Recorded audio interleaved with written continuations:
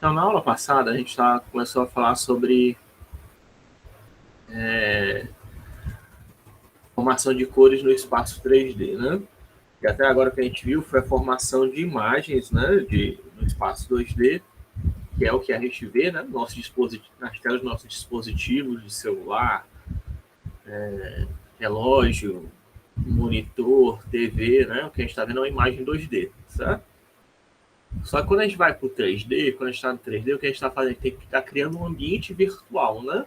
Certo? Que é aquele ambiente do realidade virtual, né? Que tem aqueles óculos, o Oculus Rift, né? Que custa uns R$ 4.000. Você pode fazer isso, mas também tem aqueles Google Cardboard, né? Que você pode colocar desde que o seu celular tem um acelerômetro e um giroscópio, você consegue colocar o seu celular numa espécie de cartolina e ter uma espécie de óculos mais barato de realidade virtual, né? Mas quando você está nesse ambiente 3D, um ambiente que simula, né? Normalmente esse ambiente é usado para simular o nosso espaço físico, né? Mas também pode ser um espaço para criar um espaço fantasioso, né? No caso de jogo. Nós queremos reproduzir as condições de iluminação, né? A gente não está mais lidando com a imagem em 2D, né? A gente está considerando todo o espaço 3D, ou seja, a altura, a largura e profundidade, né, como se fosse o espaço real que a gente vive, e a gente tem que considerar a existência desses elementos, né? Então a gente tem que ter um elemento que representa a luz, né? Então, aqui, no caso do Blender, isso que existe no Blender é mais para qualquer outro, tá? Aqui no Blender a gente tem uma fonte luminosa, né? Aqui no canto, ó, certo? Que eu posso mudar a posição dela. E aí conforme eu mudo, deixa eu colocar aqui. Conforme eu mexo aqui nela, dá para ver ali que a esfera ali embaixo tá mudando, né, a iluminação, ó.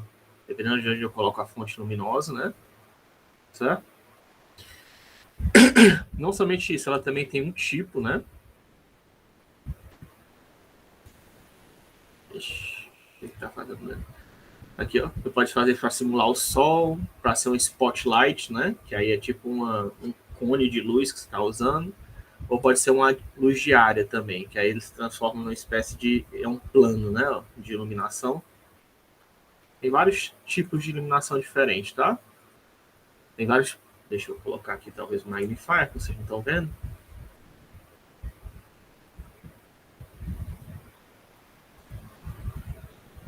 Aqui, ó. Ponto, que é o tradicional.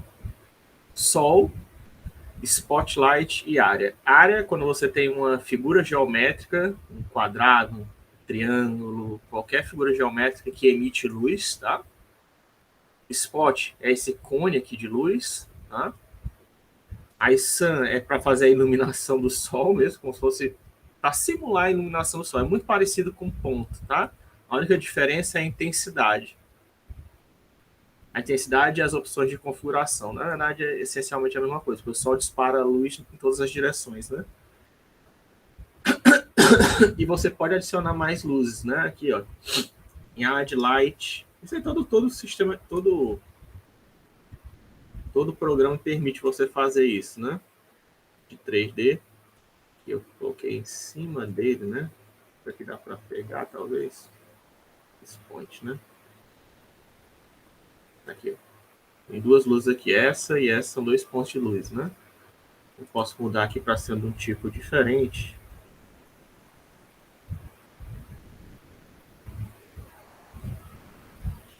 Para ser do tipo, sei lá, spot, né? Essa aqui é spot, essa aqui não é. Aí eu posso pegar essa, ó, e levar ela para uma parte diferente para iluminar um outro canto, né? Que está escuro, certo? Então, para você poder fazer essa simulação, né, de como a luz reflete, você tem que ter pontos de luz, tem que ter o objeto, né? Esse objeto ele tem que ter um material. Isso também é comum nos objetos 3D, aqui no caso, essa aba aqui mexe nas propriedades do objeto, no caso do Blender. Eu posso adicionar um novo material, né? Aí mudar de repente a cor dele, né? Isso aqui seria o mais simples, né? Só mexer lá na cor, aí mexe, né? Então, como eu falei, tem várias propriedades, né, do material, certo? A cor de subsurface color, que é aquela que eu falei que quando a luz penetra no objeto, né, e sai, né, entra quando ela não entra no objeto, só é a cor refletida, isso é a cor do objeto, tá? O que é refletido de volta para o nosso olho é a cor do objeto. Quando entra e sai do objeto, é justamente esse subsurface, tá? Que controla. Você pode controlar quanto da luz entra, né, dentro do objeto, lá 0,2, né, entra dentro do objeto, e qual é a cor de saída, né? No caso aqui está um vermelhão, né? Parece. Posso mexer aqui na cor, ó, para dizer quem é a cor lá de dentro. Ó. Não precisa ser a mesma cor do pessoal de fora, né? Ó. Vou colocar um vermelho aqui. Aí fica mais de acordo com as propriedades aqui, tá? Aí já misturou a cor, né? Porque isso aqui, a cor do objeto é azul, só como ela tem esse subsurface, né? Ó, se eu ativar, tá vendo? Fica azulzão. Aí conforme eu dou mais força pro subsurface, aí começa a misturar, né? A cor. Que quer dizer que está simulando a entrada do raio. Quer dizer que dentro do objeto tem uma cor vermelha, está entrando dentro do objeto e está saindo, né? Aí a mistura desse azul, esse azul externo com o vermelho interno, está dando essa cor resultante aqui, meio roxa, né? Depende de quanto da luz você permite entrar, né? Claro. Você pode não permitir nada, né? Zero subsurface. Aí tem também para o objeto ser metálico, né? Que aí é 1, né? Certo? A diferença que causa, né? Ó. Ser metálico ou não ser metálico. Aqui, especular é esse pontinho de luz, tá? Qual é a intensidade dele, daquele pontinho de luz ali. Vai ficar mais forte ou mais fraco, né? Esse pontinho de luz, quando eu coloco 0, ó, o especular some também, ó, tá vendo? Não tem nada a ver com ser metálico ou não. Especular é só aquele pontinho de luz que tem no brilho. E tá meio quadradão assim, porque essa esfera tá quadradona, tá? Mas você pode fazer... Tá com poucas faces, né?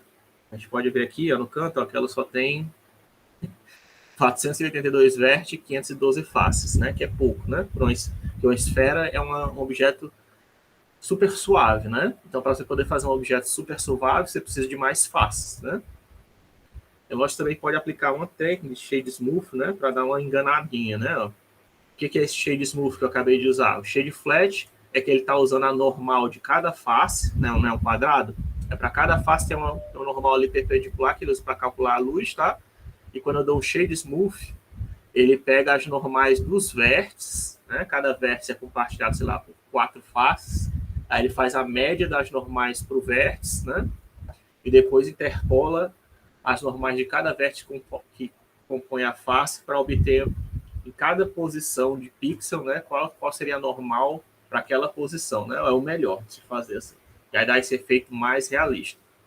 Ainda vai dar para perceber em alguns casos problema, tá? Da iluminação, dependendo de como você vê, mas já fica melhor. Ó. Aqui dá para ver os dois specklights, né? Ó. Os dois espéculas, né? Se eu colocar 0, ó, essa espécula some, né? Ó, meio, aí já fica um pouquinho mais forte, né? Tá certo? Especular esse brilho, esse reflexo que fica ali em cima da bola. Como é deixar meio, né? Ninguém mexe nisso daqui, não. Specular tint é quando você faz uma pintura, é para simular pintura, tá? Assim, você não pode pintar, né, um objeto para dar um brilho, né, dar um verniz, né, em cima do objeto. É para isso que serve, tá? O specular tint. Aí roughness diz o quão rugoso quão liso é a superfície, tá? Quando é super lisa, quando é super rugoso, né? Vai ficar tipo, sei lá, uma pedra, né, ou borracha. E quando não tem rugosidade, vai ficar praticamente como um espelho, tá? Para simular o efeito de um espelho, quando está em 0, tá? Na verdade, não tem... Enfim, não vou falar todas as propriedades, mas só para vocês terem ideia, esse assim, 0 e 1 é raro de acontecer na natureza, né? Claro, então você está pegando algo tentando simular realidade, você não vai colocar 0, tá? Você vai colocar, sei lá, 0,01, né? Alguma coisa assim, né? Não existe uma superfície mesmo o espelho, ele não reflete toda a luz que ele chega, não. Se vocês forem atrás, né? Do mesmo jeito que eu falei, sempre aquela história do corpo escuro ideal, que eu já falei para vocês, o corpo escuro ideal, ele absorve toda a luz que chega nele. Isso não existe na prática, né? Existem tintas que se aproximam, né, de 99,9999%, que seria de uma tinta que tenta absorver toda a luz que chega nela, né? Mas não existe 100%, né? Esse é o corpo escuro ideal, que é 100%, que absorve toda a luz que chega nele. Do mesmo jeito, o espelho ideal seria aquele espelho que reflete toda a luz que chega nele. Isso também não existe. Existe graus de espelhamento, né? Certo? De repente existe espelho que eu já não fui atrás, quais são os graus, né? Talvez existe espelho que evita 99,99999, né? Mas 100% é muito difícil. Por quê? Porque você precisa ter uma máquina que, sei lá, que seja capaz de alisar moléculas, né? Entendeu? Esse é um negócio, tem que ter um grau muito fino para poder fazer, que pelo menos atualmente a gente não consegue fazer, tá? Tem sempre, então, mesmo o espelho, ele tem uma rugosidade. E existe até aqueles meio espelhos, né? Que de um lado ele reflete luz, do outro lado ele deixa passar, né? Enfim, existe esse tipo de coisa, né? É justamente por causa disso, né? São espelhos que não são totalmente espelhados, né? Mas mesmo o espelho tradicional que a gente tem nos lugares, eles não são assim. Aí quem controla isso é o roughness, né? Anisotrópico quer dizer como é que é a direção dos raios, tá? Isotrópico quer dizer que é sempre que as normais estão sempre apontando para a mesma direção. Anisotrópico quer dizer que você tem direções diferentes de acordo com a luz pode reagir de maneira diferente de acordo com a direção que ela está vindo, tá? Material isotrópico quer dizer que não importa de onde a luz está acertando, ele sempre vai ter a mesma cor, tá? Isso aí não é para um objeto real do mundo físico, isso não é verdade, tá? Porque quando você pinta um negócio desse aqui de vermelho, né? Ele não é pintado vermelho de forma uniforme, né? Mesmo você pode imaginar você, né? Eu pegando um pedaço de tinta, tentando pintar um objeto, a tinta não vai ficar distribuída de forma uniforme, né? Se eu conseguisse fazer a distribuição de tinta de forma uniforme, aí seria isotrópico, tá? Mas eu não consigo, ninguém consegue. Um robô consegue fazer isso. Ele chega próximo de fazer isso, mas não consegue. Aí tem sheen, que se não me engano é para tecidos, tá? Porque tecidos eles são tipo linhas entrelaçadas. Quer falar alguma coisa? Alguém? Tá ouvindo barulho de alguém? Aí o sheen, desligue seu microfone. Vem com o microfone ligado. Se você não for falar nada, né? O sheen é para tecido, tá? Clear coat também é um outro tipo de tinta, né? Que você pode aplicar. Que você pode dizer isso aqui é usado para metais, tá? Se não me engano, o Clear Coat é usado em metais, enquanto que o tint, né? Ele é usado para outros objetos. Mas tem a ver com tinta, tá? Você colocar algo brilhante em cima do objeto, né? Uma cobertura brilhante em cima do objeto. A IOR tem a ver com Index of Refraction, né? Que aí tem a ver com aquela lei de Snell, né? Como é que vai ser a refração no objeto. Isso aqui é mais quando você vai mexer, tem a ver com o meio, né? Que você está, e que meio que você está. Não sei se isso aqui é do ar, mas, enfim, eu nem mexo nesse daqui. A não ser que você vai mexer com líquidos ou transmissão de luz, é que você vai mexer nesse IOR, tá? Aí tem aqui justamente transmissão, para deixar um objeto transmitir luz, né? Certo? Em vez de refletir. Aí do quanto ele transmite luz, quem diz isso é o roughness, né? Quanto ele é transmissível.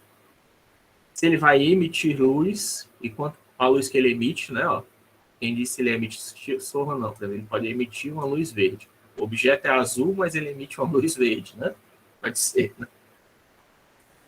Se não quiser emitir nada, coloca 0, preto. Tá? Mas só para mostrar que aí tem a alfa, né? Que a gente já falou, que é canal de transparência. E esses azulzinhos aqui são vetores, tá? Ó, é o vetor da superfície normal. Clear coat normal seria aquela cobertura que você pode colocar em cima da normal, né? Sei lá, um verniz ou então algum material brilhante que você coloca em cima do objeto metálico. E a tangente não é o cara, é o cara tangente à superfície, né? Não é a normal, né? é o vetor paralelo à superfície, né? Que está na superfície, né? Que você pode adicionar isso aí. Então, você tem 3 vetores para cada superfície. Cada superfície, cada polígono no espaço 3D, ele tem 3 vetores, tá? Normalmente, a normal, que é perpendicular à superfície, o vetor tangente, que faz parte da superfície, e tem o vetor bitangente, tá? Que é perpendicular a esses dois. Às vezes tem gente que chama também esse cara de vetor binormal, tá? E ele pode definir um espaço que é chamado é o TBN, tá? É o tangente, bitangente, normal. Ou tangente, binormal e normal, que algumas pessoas chamam.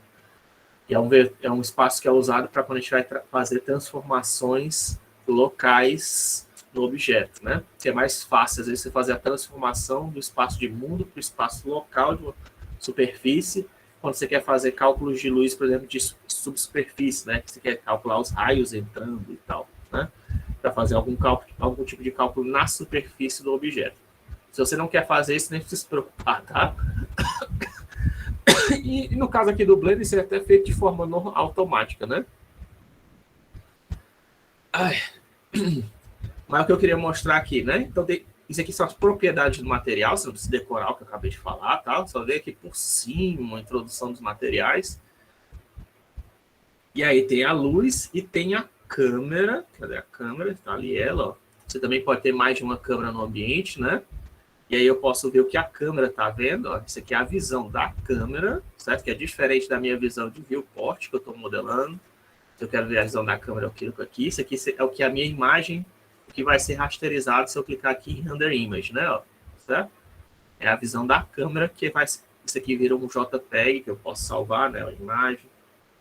Save as, né? Ó, como JPEG ou PNG, enfim. Você escolhe o formato que você quer, né? Certo? Mas isso aqui é um ambiente 3D, né? Você está simulando o ambiente real, então você tem um objeto com material, é só isso que eu quero que você tenha noção. Aqui, tudo isso que eu acabei de falar, você tem um objeto com material, tem uma câmera que diz como é que esse cara aqui 3D vai ser achatado, né? Ele tem que ser achatado para virar uma imagem 2D. Quem diz isso é justamente a câmera que vai te dar a tua visão, né?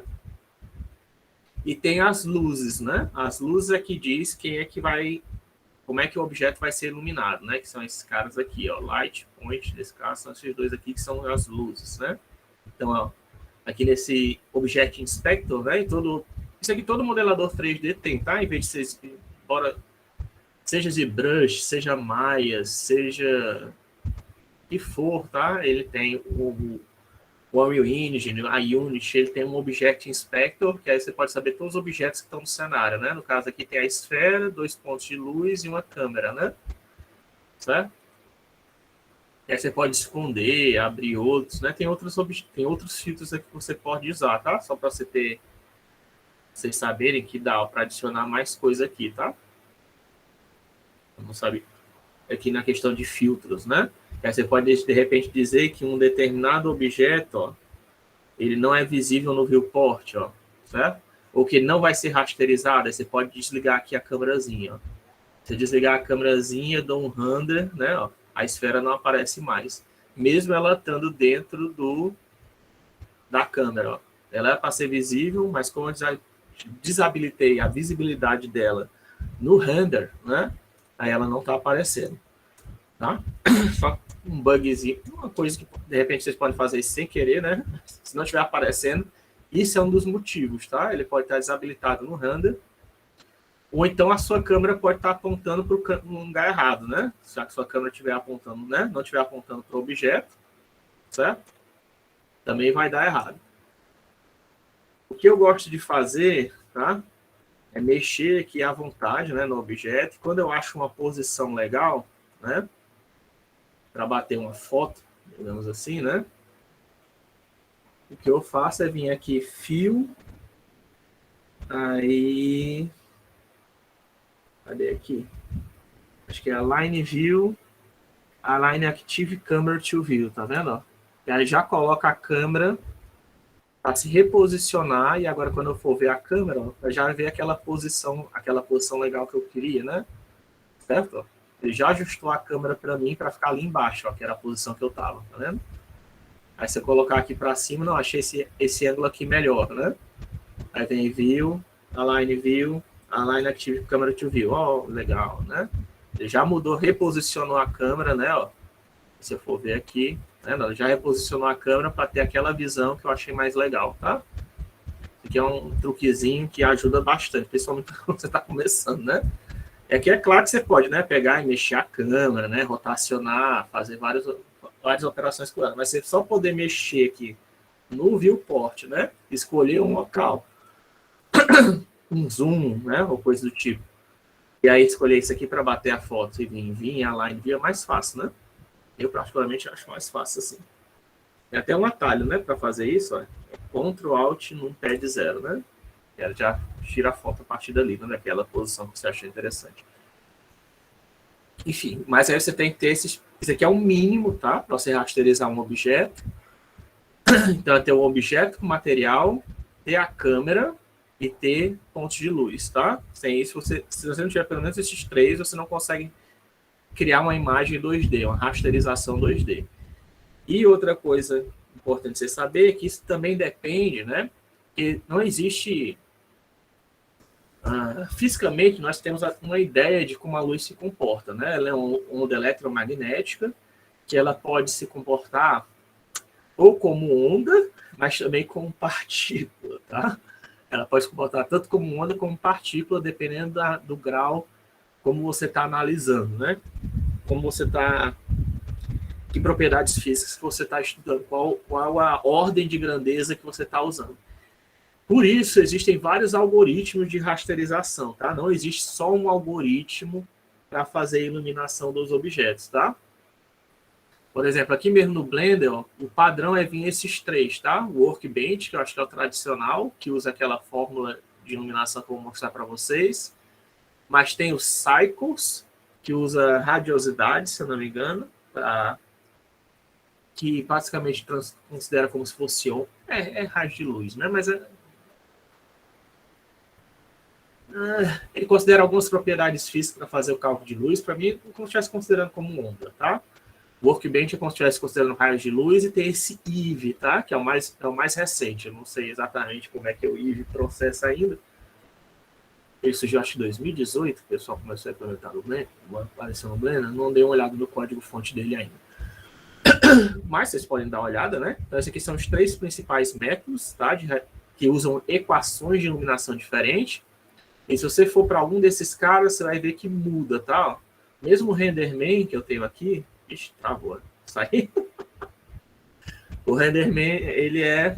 Esse aí é uma engine que eu peguei da Pixar, né? Que tem um plugin para o Blender. E ele também usa uma outra equação para fazer a iluminação, tá?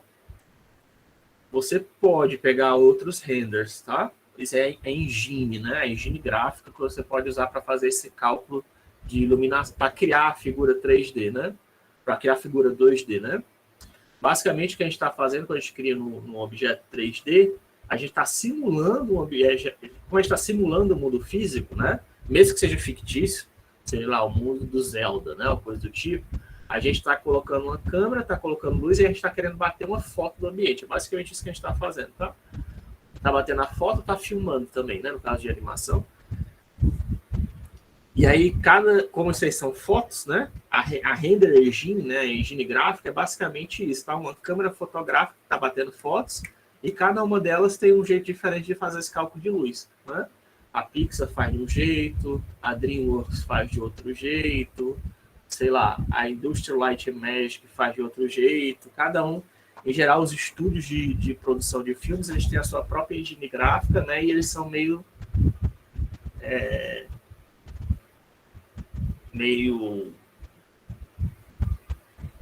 protetores do seu código, né? De como é que eles geram aquelas imagens perfeitas que a gente, né, bonitas, né, que a gente vê no cinema, né? Então não fique decepcionado se você do Blender não consegue gerar uma imagem tão bonita como você vê nessas engines mais gráficas. É lógico que dá para ficar muito bom, tá? Dá para ficar muito bom desde que você tenha paciência de mexer, fazer as configurações adequadas, dá para chegar a um resultado muito bom. Aliás, hoje o que depende, além do cálculo de iluminação, outra coisa que contribui bastante é o material, né? E o material você já tem muita coisa que você pode pegar naquela, não sei se já falei para vocês, da Quixel Megascans, né? E do CCO Textures, né? Que são 2 sites que você pega aí. Texturas de alta qualidade, né? Que é ambiente TOG, né? Esse ambiente CG aqui, tá? Tem texturas de alta qualidade de madeira, não sei o que. Esse aqui já dá para deixar bem bonitos. Só colocando textura boa, você vai ver que sua imagem já vai ficar bastante bonita, tá? E aqui no Quixel Megascans também, né? Sei que são texturas de 4K, símilas, né? Já são preparadas para ser fotorrealista, né? Mas o cálculo de a luz também influencia, né? O cálculo de iluminação, mas não somente a engine gráfica, tá? O que você está usando. Se você está usando aquelas propriedades todas que eu falei, né? De anisotrópico, de o material, do quão o objeto é metálico ou não, se ele tem algum. Então, se for madeira, você vai ter que colocar algum efeito para simular verniz, né? Então, você fazer a simulação para ficar fotorrealista é difícil, tá? Não é trivial. Tem gente até que, como isso é muito difícil, tem gente às vezes que prefere bater uma foto, cria um objeto 3D. Eu já vi uma técnica, é o jeito, vamos dizer, mais porco, né, de fazer foto realista, é esse que eu vou falar para vocês agora. Você modela o espaço 3D que você está querendo do mundo real, bate uma foto e usa a foto que você tirou para pintar como textura, né, esses objetos que você está modelando. Se você usar uma Depth Camera, né, que já tem, que existe atualmente, você pode até capturar as normais, inclusive, né? Então, o único problema é que esse tipo de jeito quick and dirty, né, para fazer fotorrealismo, ele só funciona para uma determinada iluminação, para um determinado ângulo de visão. Então, você sair daquele ângulo de visão, daquele ângulo de iluminação, você vai notar que tem algo estranho, né? Mas tem, tá? Esse aqui eu acho que vocês podem ver, se você estiver mais curioso. O nome dele é Ian. Ah, Deus, cara. Ian Blender. Talvez ele ache. É o Ian Huberts, tá? Esse cara aqui, Ian Huberts, ele dá esses modelos, como fazer efeitos de computação gráfica quick and dirty, tá? E, se eu não me engano, ele usa o Blender. Eu não sei aqui qual exemplo. Dá uma olhada aqui nos vídeos dele, tá? Depois vocês veem que eles têm um vídeo justamente falando disso. Que ele modela uma cidade e vai fazendo isso, né? Ian Hubert, acho que tem uma palestra dele, Ian Hubert. Ian Hubert no Blender Conference, né? Deve ser Blender Conference. Pronto, aqui, ó. World Building Blender, tá? Dê uma olhada nessa palestra dele aqui, que vocês vão. Se você achou muito complicado o que eu estou falando, dê uma olhada. Ele é rápido, tá falando? Ele também, não sei se ele vai ser melhor, não, mas. Ele também. Ele vai jogando as coisas assim em sequência, mas ele explica bem direitinho e ele demonstra, né, o que ele está fazendo. O que eu acabei de tentar explicar para vocês, tá? De fazer esse quick and dirty para fazer fotorrealismo, né? Ele trabalha com isso, né? Ele trabalha fazendo isso, então ele já tem as manhas, né? Digamos.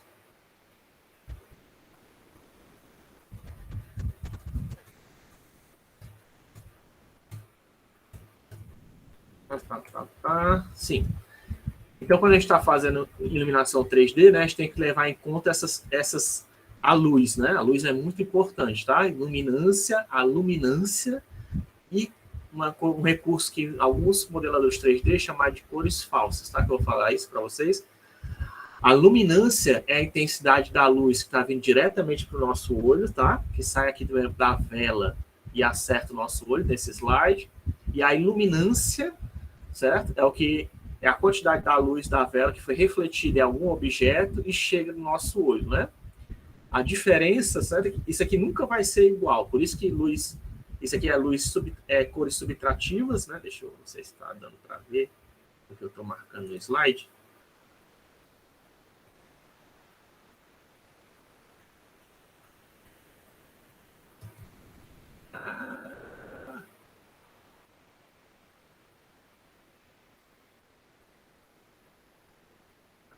Deus, cara. Ele não entra. Ele está querendo atualizar, já faz um tempo que eu não atualizo, né? Start from current slide. Então, tem que lembrar, Ctrl Shift F5, né? Parece ser o Shift F5. Certo? Então, a iluminância é quando vem aqui direto da luz para luminância, e iluminância quando vem para esses, quando vem do objeto refletido. Esse aparelhinho que eu já mostrei para vocês, tá? Ele consegue medir os dois casos, tá? Um light meter ou luxímetro, ele consegue medir esse tipo de coisa, tá? Quanto da luz está vindo da fonte luminosa e quanto da luz está vindo refletida a partir do objeto. Ele mede, não é isso? E isso depende. É isso que vai dar o.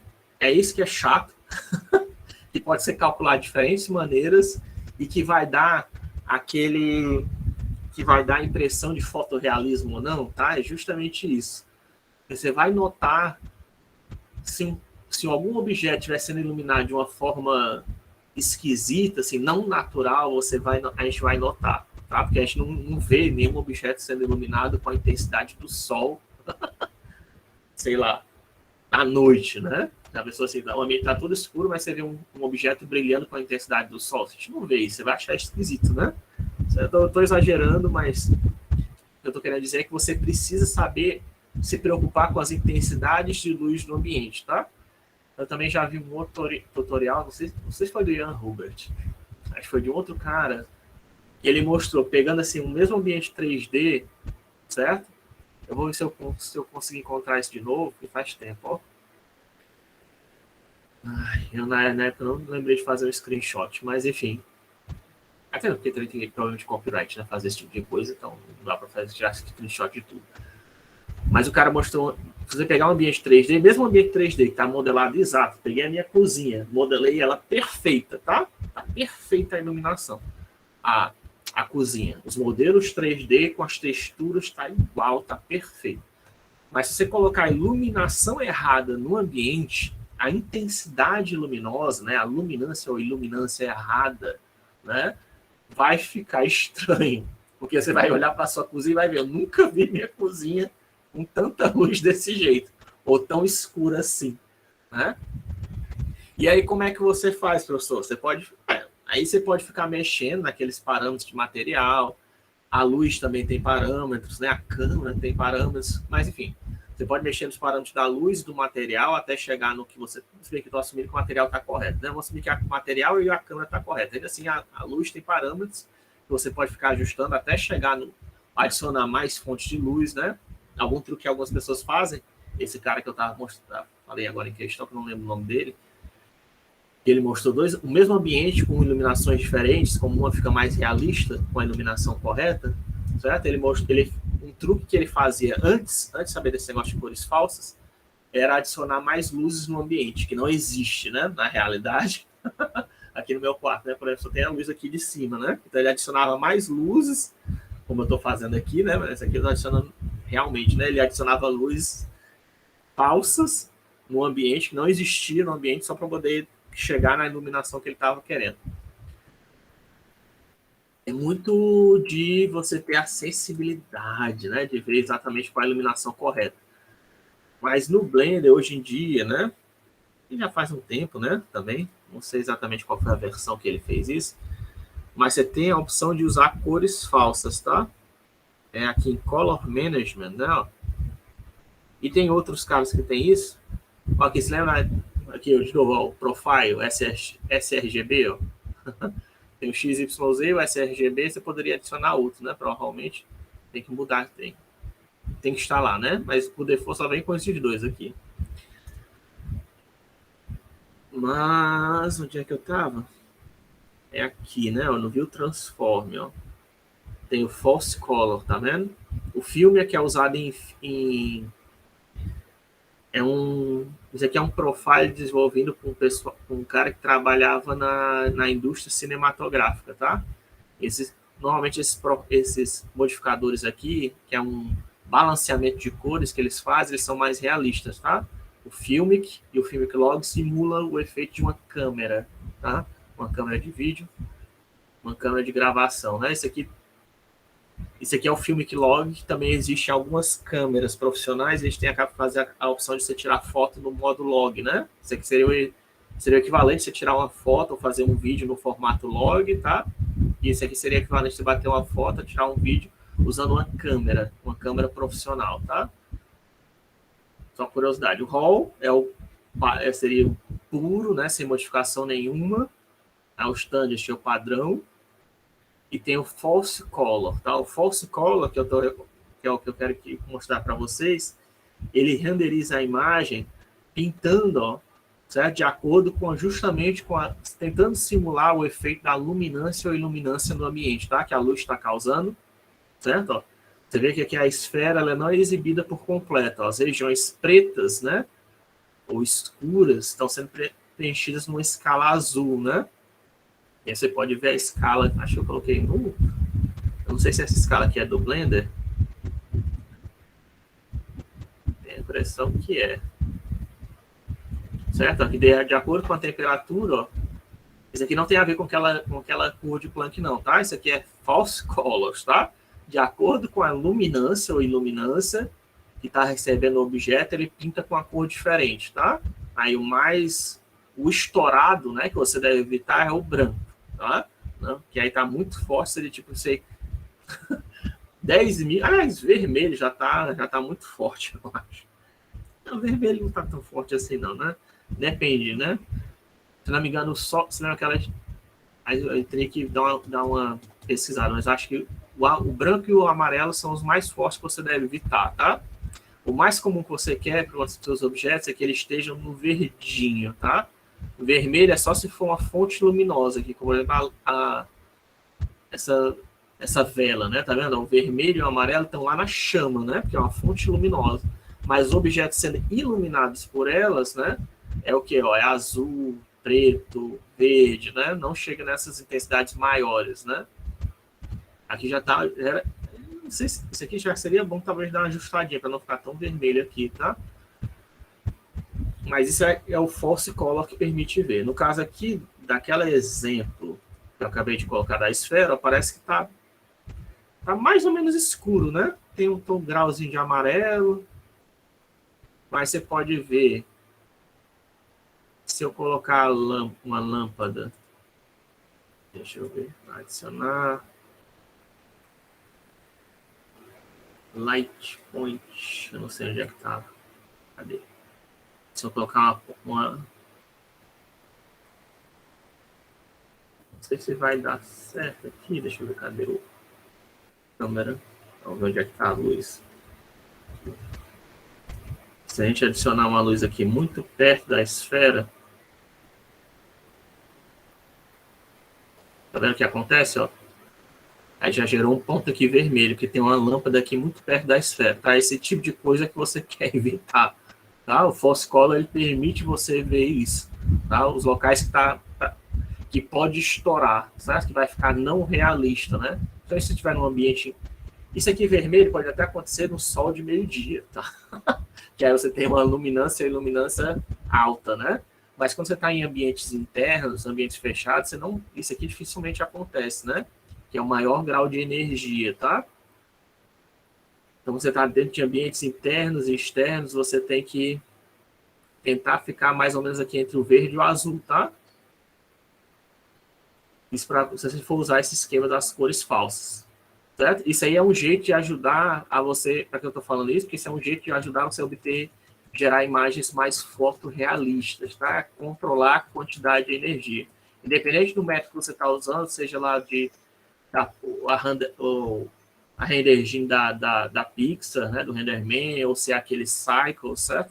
Independente do que você for, todos eles têm uma intensidade de energia que você pode configurar na lâmpada, tá? E aí essa intensidade de energia que você configurar na lâmpada vai modificar como o seu ambiente é iluminado. Para você chegar mais próximo do realista, você quer que a quantidade de energia no seu ambiente seja também próxima da que existe no ambiente normal, né? Ah, professor, mas eu não sei qual é a quantidade existente no ambiente normal. Aí, né, outra opção, né? Compre um aparelhinho, né? O oxímetro, ele vai ajudar você a ter uma ideia de quanta luz você tem que colocar no ambiente, ou qual a intensidade das luzes que você tem que colocar no ambiente para simular aquele ambiente de forma realista, né? Ou então você vai no olhômetro, né? Como eu disse, tem gente que vai no olhômetro, né? O cara já está acostumado a fazer aquilo, né? Ou então ainda usa aquela técnica do Ian Herbert, né? Que ele faz só para um determinado ponto de visão, dá para ficar perfeito, né?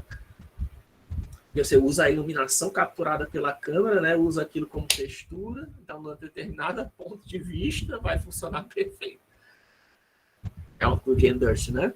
Mas se você quiser fazer um que dá para o cara andar no cenário, né? Ter a noção que é tudo fotorrealista, aí você vai ter que se preocupar com essa questão de luminância e iluminância, né?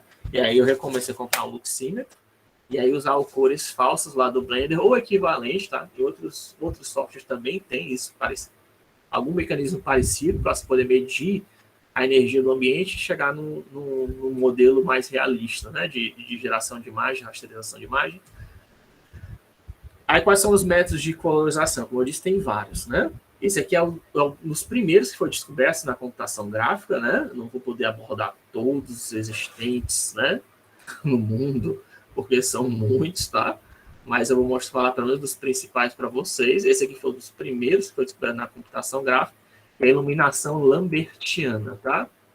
A iluminação lambertiana, ela está levando em conta aquele fator difusivo, tá? Da luz. Quer dizer o quê? Você considera a normal da superfície e a direção da luz. Onde é que a luz está no ambiente, né? De forma que se eu tiver uma normal, a minha superfície, né? Tem uma luz nessa... Deixa eu não sei se vocês, como é que vocês estão me vendo. Se eu tenho uma luz, tem uma superfície aqui, né? Tem uma fonte de luz aqui, né? Certo? E ela está acertando diretamente a superfície, né? A superfície ela tem uma normal apontando para cá e a luz está acertando direto, está iluminando diretamente a superfície, vai ter a intensidade máxima e conforme o ângulo entre a normal e a luz vai diminuindo, vai ficando mais escuro, tá? E aí quando chega nesse 90 graus, né? Pela iluminação lambertiana, aí aqui fica zero, já é escuro. A partir daqui, ó, que eu estou pegando a lateral para a parte de trás da imagem é para ficar tudo escuro, tá? Por isso que eu tava, aquele efeito que eu estava tentando simular para vocês no Blender que eu não consegui, né? É justamente por causa disso, tá? Da iluminação lambertiana. Se ela estiver sendo usada, isso acontece, tá? Ela vai o quê? Se a luz estiver iluminando diretamente a face, ela fica clara, mas aí conforme ela chega em 90 graus, a partir de 90 graus até 180, né? Nesse arco aqui, é tudo preto. Isso aí não é uma iluminação muito realista, tá? Porque existe uma coisa chamada ring lighting, que a gente já sabe hoje em dia. Ring lighting, né? A gente sabe que a luz consegue vazar, tá? Mesmo que a luz estiver atrás do objeto, né? Eu sei que ainda assim, eu estando aqui, se eu tiver aqui a face, né? De novo, e tiver com a luz aqui atrás do jeito que eu estava, né? E eu estou olhando a partir daqui, eu ia conseguir ver o contorno da luz, tá? Ela ia vazar, isso acontece, tá? Fisicamente. Tem até uma propriedade. Aliás, tem uma propriedade até muito esquisita que eu já vi recentemente, que pode até... Se o objeto for perfeitamente curvo, dá para vazar a luz até pelo centro, pelo meio do objeto. É uma propriedade bizarra que acontece na física, mas que tá para acontecer. Ou seja, o objeto consegue vazar a luz, tá? Até mesmo porque o objeto, né? Essa luz lambertiana, ela está considerando que os objetos são completamente sólidos, né? E os objetos a gente sabe que eles não são completamente sólidos, né? Eles são feitos de moléculas, existem vazios entre as moléculas, né? Tudo bem que são pequenos vazios, né? Mas dependendo da luz, dependendo do comprimento de onda eletromagnética, ele vai vazar, né? Não é assim, oh meu Deus, que, né? Os objetos eles não são completamente sólidos, né? Não são. Essa ideia de um objeto sólido que a gente tem é porque quando a gente pega no objeto, eu não consigo atravessar minha mão por dentro da minha mão, né? Certo? Eu não consigo fazer isso, né? Minha mão bate, né?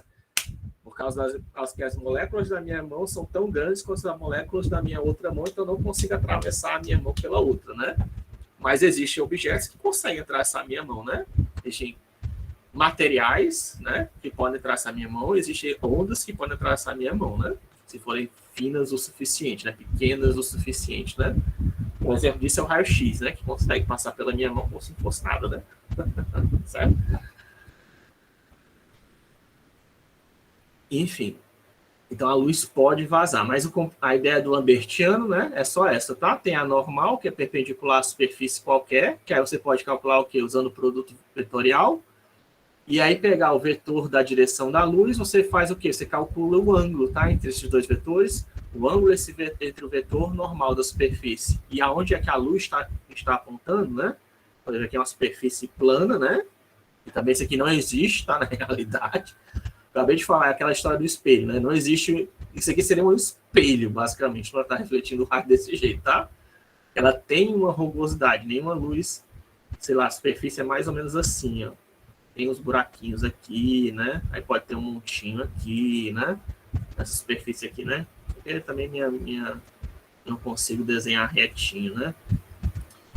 Mas se eu abrisse o GIMP, talvez seja até bom, que eu consigo dar uma ideia melhor do que eu estou falando, o que é uma superfície não lisa, né?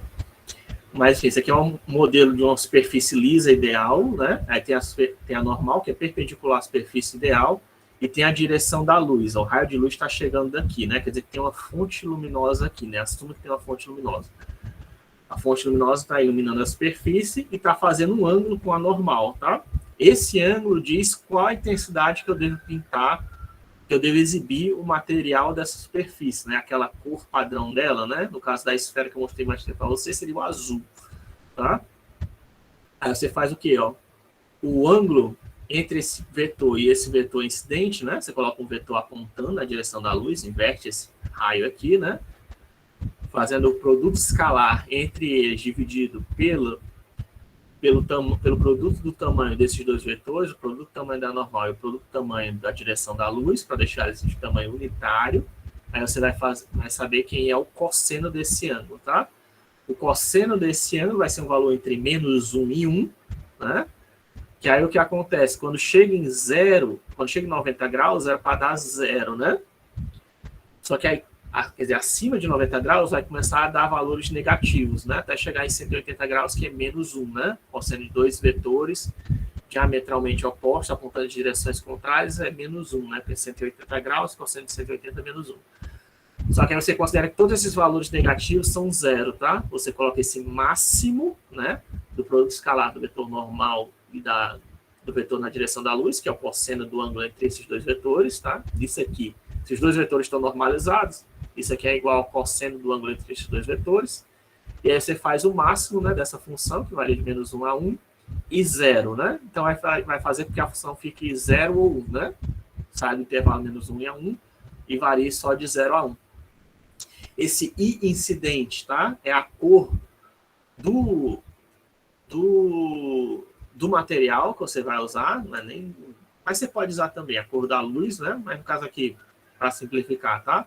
É a cor do material, e aqui é o chamado coeficiente de difusão, porque você não precisa, se você estivesse usando só a fórmula de Lambert, você não ia precisar usar isso, e isso aqui seria a cor do material, tá?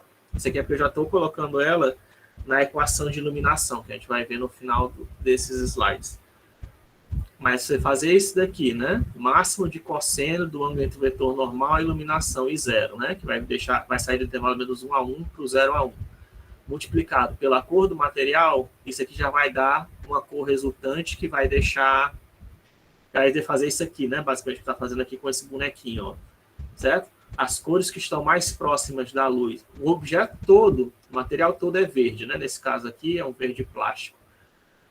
Mas as faces que estão apontando, estão mais próximas da luz, vão ficar mais claras, e as faces que estão longe da luz vão ficar mais escuras. As faces que não sendo iluminadas pela luz estão pretas, né? Esse efeito você simula pela iluminação lambertiana, que é usado também pelo pessoal em pintura, né?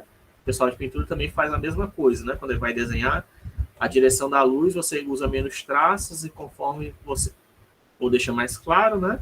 Conforme você vai se afastando da luz, você vai deixando mais escuro. É esse efeito, basicamente, está simulando, né? A iluminação lambertiana. Isso é também chamado de iluminação difusa, tá? É aquela quando o objeto acerta o nosso material, ele você está assumindo... Veja que eu não estou considerando a direção da onde é que o observador está olhando, né? Em nenhum momento eu considerei onde é que está a câmera nessa equação, né? Não considerei. Eu só estou considerando o material do objeto e a luz. Por quê? Porque esse cara aqui, iluminação lambertiana é chamada de iluminação difusa, tá? Quer dizer que ela está disparando raios para todas as direções. Quer dizer que o raio aqui ele está acertando o incidente, mas ele não está sendo refletido aqui desse jeito, não. Ele está sendo refletido, mas ele está distribuindo raios para todas as direções possíveis, né? De forma igual, de forma uniforme. Né? Teria um material perfeitamente difuso dessa maneira, tá? Quer dizer que o raio acerta e ele abre como se fosse um pavão, né? Em vários... Como se fosse a iluminação difusa, a iluminação... Deixa eu tentar mostrar aqui. A iluminação difusa, a iluminação lambertiana, seria como se... Vem um raio, né? Opa. Deixa eu colocar uma superfície. Pronto. Vou colocar outra cor por raio. Vou colocar vermelho. Certo? Ok. Dá ok. Dá ok. Não vai dar ok, né? O Blender tá... Pronto, deu ok. Né? Vem um raio. Opa. Isso. Eu queria pegar o Blender justamente por causa que é. Pronto. Vem o raio, ele acerta, né, ó, a nossa superfície. Aí o material perfeitamente difuso, o que ele vai fazer? Ele vai disparar para todas as direções, tá? Se desse cara aqui, ele vai vir para cá, ele vai vir para cá, né? Ele vai vir para cá, ele vai vir para cá, ele vai vir para cá, certo? Ele está disparando para todas as direções. Isso é um material difuso, tá? Perfeitamente difuso. É por isso que tem aquele K que eu falei, K de difusão, que você pode controlar o quanto o material é difuso. Só que o problema dessa equação lambertiana é que ele ainda considera que o material é o quê? Isotrópico, né? Todos esses raiozinhos verdinhos que estão sendo disparados aqui, eles têm todos a mesma intensidade, tá? Não tem nenhum que é mais especial que o outro, não. Esse, dependendo da equação de iluminação que você estiver usando, né, da engine de iluminação, ela pode considerar isso, tá? E de acordo com a direção que está sendo refletida, é diferente a intensidade luminosa do raio. Mas eu estou mostrando só na equação lambertiana tradicional, é isso que ele está supondo, tá? Que o raio de luz está vindo, está acertando, né? Tem uma luz aqui que está vindo, pode ser uma fonte luminosa, pode ser um raio refletido, que acertou, tem a normal aqui, né? Deixa eu colocar a normal de uma outra cor, né? Talvez azul. A normal é perpendicular à superfície. Tá? Certo? Aí com esse cara, sabendo quem é esse ângulo entre esse vetor que acertou, né? Pode ser um raio refletido ou pode ser vindo de uma fonte de luz. Sabendo quem é esse ângulo aqui entre a normal e o cara, eu sei como é que vai ser feita a distribuição de energia para todas as direções nesses raios verdes. E é por isso que eu não levo em consideração explicitamente da onde é que está a câmera, né? Mas implicitamente eu estou levando em consideração sim, tá? É porque a gente está considerando que a luz está sendo distribuída de forma uniforme para todas as direções, tá?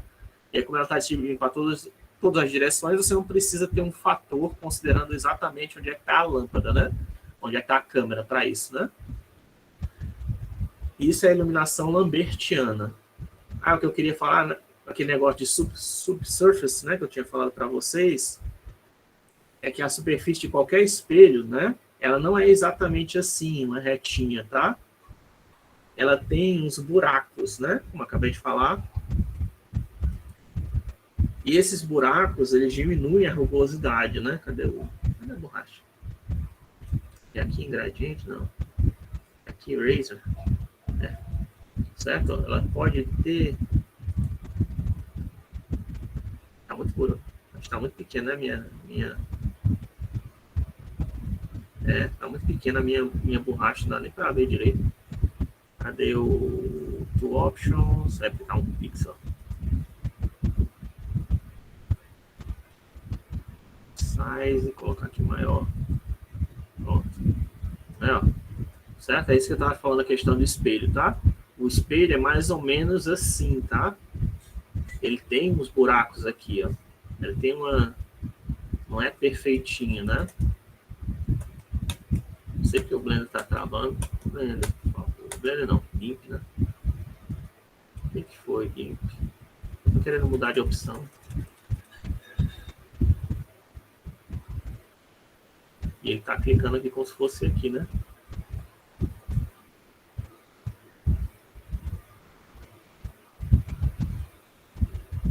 A gente tem uns buraquinhos aqui. Não sei se é pen, pronto. Ixi, aí ele colocou já o... Tem que mudar de novo o tamanho do pincel, né? Mudar para branco. Sempre tá tão lento assim. Tá esquisito. Vou ter que instalar ele de novo. Ou talvez usar o Krita, né? Já que o Gui tá com esses traumas existenciais. Mas eu queria fazer desenhar aqui um buraquinho, tá? Pode imaginar que tem um buraquinho aqui tem um buraquinho, né? Diferente, aqui tem uns buraquinhos também, né? Onde eu fiz esses rasgos, tá? Quer dizer que a luz está penetrando ali, tá? Ela pode estar até sendo refletida de volta, mas ela está entrando dentro do objeto devido a esses buracos. Deixa eu... Cadê o GIMP? O Krita. O Krita é um outro software livre que o pessoal também usa, tá? Eu tô vendo o Krita ficando cada vez mais famoso, inclusive. Ele tá ficando... Aqui de novo, ó, no Krita, aquele... E é um pouquinho diferente, né? Ó, aquela história do triângulo. Ó. Isso aqui, se não me engano, é parecido com o Corel. O Corel também é assim, o triângulo não gira. Mas você pode selecionar a cor, né, no círculo cromático, e a saturação e o brilho da cor você mexe por aqui, né? Deixa eu tirar essa barra daqui. Muita coisa no meu cenário. Eu queria falar, só que imagine que a superfície de algo é assim, ó. Isso aqui é a rugosidade, tá? De qualquer material. E aí o que a gente faz quando cria um espelho é pegar isso, ó. Opa. Talvez isso aqui dê.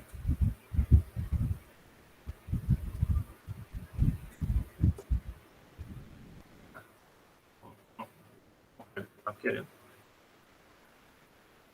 Faz tempo que eu não mexo com Krita, as teclas de atalho são diferentes, tá? Do que o Blender. Mais que o Blender e que o GIMP, né? Eu queria só fazer um recorte aqui. Line Tool. Sharp Tool. Pode ser isso aqui. Vamos fazer isso aqui. Tentar fazer assim, então. Ou assim. Pronto. Isso aqui acho que dá para notar, né? Ó. A superfície era toda rugosa. Aí você pegou algum aparelho, certo? Que lixou isso aqui, zzz, né? Cortou essa parte escura aqui. Aí tu vê o que aconteceu com a superfície, ó. Essa linha preta que criou, ó. Deixa eu... Talvez... Porque não dá para ver aqui exatamente a linha que eu estou falando, mas eu vou colocar aqui, ó. Essa linha aqui amarela, ó, certo? Que é a linha da superfície, ela ficou perfeitamente lisa, né? Entre aspas, porque você não alisou, né? Certo? Eu fiquei lixando lá o espelho, né? Para ele ficar bem lisinho, para ele poder refletir toda a luz. Tirei toda a rugosidade, só que você ainda chega num negócio desse tipo, ó, depois de um tempo, tá? Tem uns buracos aqui na superfície, ó. Eu acho que esses buracos aqui que eu estou mostrando estariam em zoom, tá? São bem pequenininhos, mas eles têm, né? É por isso que nenhum espelho reflete a luz 100%. E é por isso que a gente considera também aquela história do subsurface scattering, tá? Que a luz ela pode entrar dentro do objeto por causa disso, tá? Um objeto ele é completamente compacto, né? Existem espaços vazios entre as moléculas, né? Que pode fazer com que a luz entre, reflita aqui dentro, né? E depois vá para fora, né? É isso que eu estava querendo mostrar para vocês, né? Dá para até ficar... Se não ficou muito claro, talvez usando isso, deixa eu colocar aqui menor. De repente o cara continua alisando, né? Ó. Não importa quanto você alise, né? Ó. Aqui ficou ainda mais liso, né? Mas ainda tem uns buraquinhos, né? Tá? Aqui tem um buraco, né? Não importa quanto seja liso, né? Porque nenhum material é perfeitamente compacto, né? E nem é perfeita.